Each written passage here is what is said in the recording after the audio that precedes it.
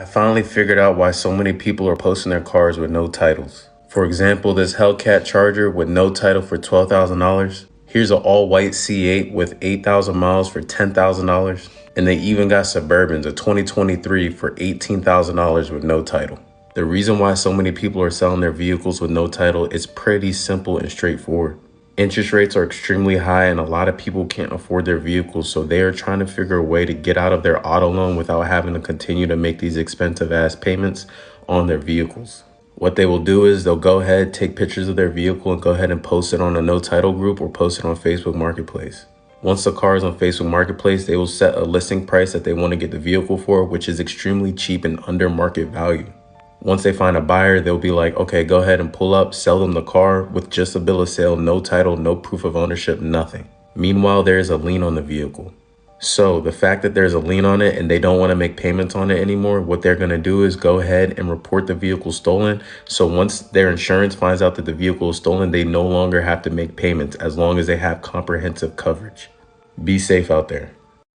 Come on, man. Come on now, dog.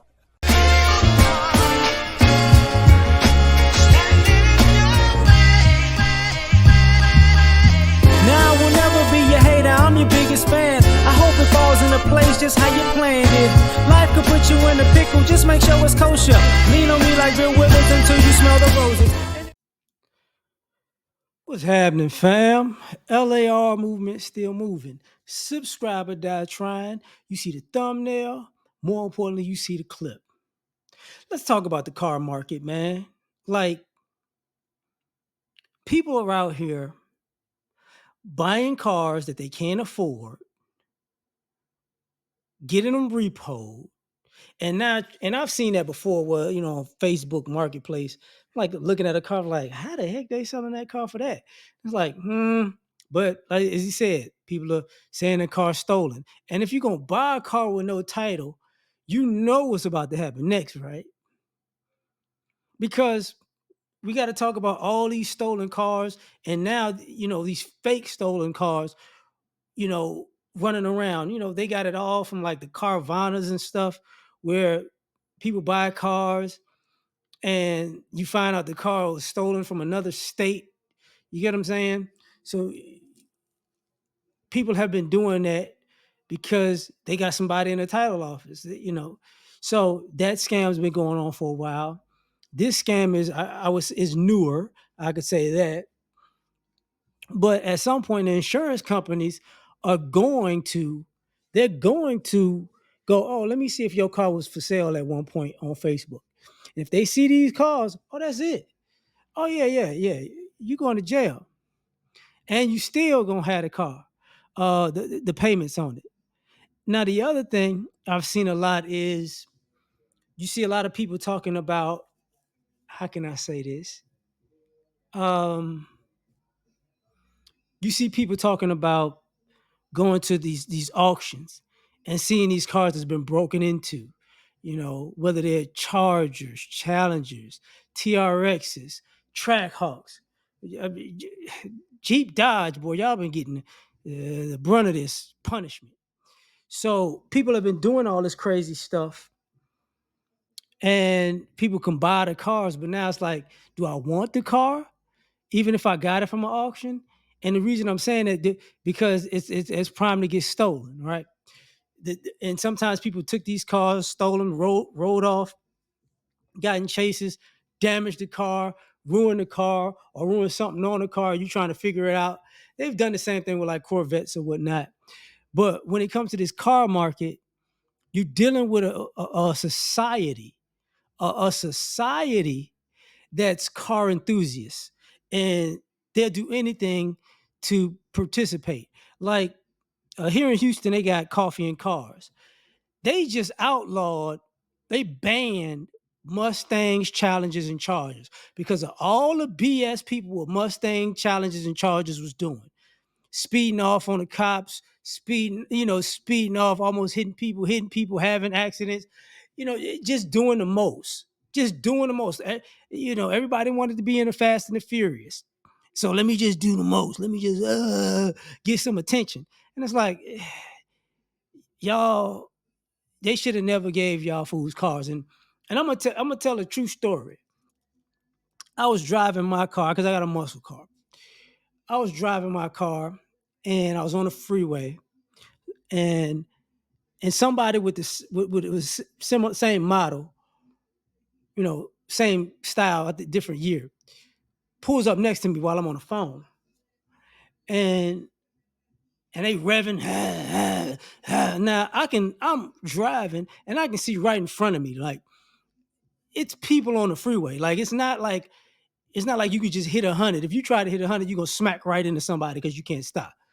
And he just revving, try to get my attention. I'm looking over and I'm on the phone with one of my friends, and I'm telling my dog, I'm like, this fool is over here trying to race me, on the freeway.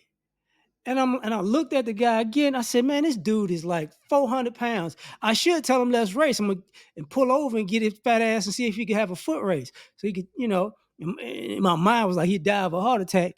But it's that premise, you hear it all at night. People running cars, racing cars. And I'm gonna tell y'all something that y'all don't want to hear. There's a racial component to this because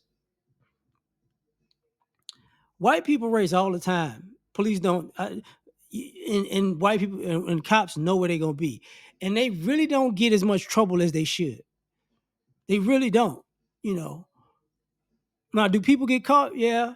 Do people get those?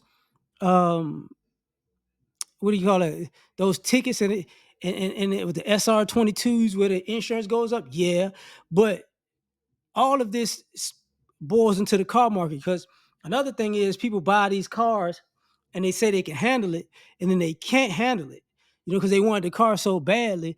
Now they paying $1,000 for a car and a note because I just wanted the car. I just wanted the car. It's like, that's not worth it, but they wanted the car. And some of these fools go out here and they get a car and they think, okay, well, since I got this car, I can race. And then they're going to start betting money and getting their ass kicked and losing because they thought since they bought a car, oh, I'm going to beat everybody smoking. And it ain't the case. And I'm going to say it this way because it's got to be said in this aspect.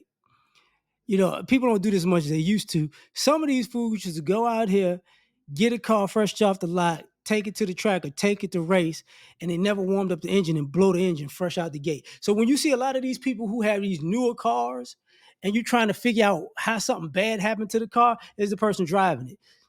Sometimes you get a lemon. Sometimes you do get a lemon. And other times it's like, no, you went out of here and you pushed this car to 100 miles an hour, 120, and you broke something because the car fresh off the lot.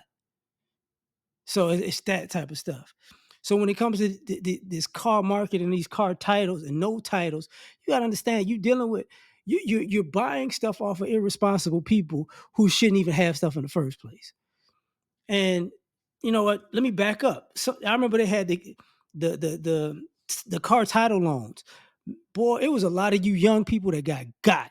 Your parents got you a car and you wanted to get a better car. I wanted to get a fly car. So you put one of them title loans on it, and then mathematically you couldn't keep up, and they got the car, they got the title, and the car you got, that you thought you was gonna be cool with, you couldn't afford that, so you wind up without two cars.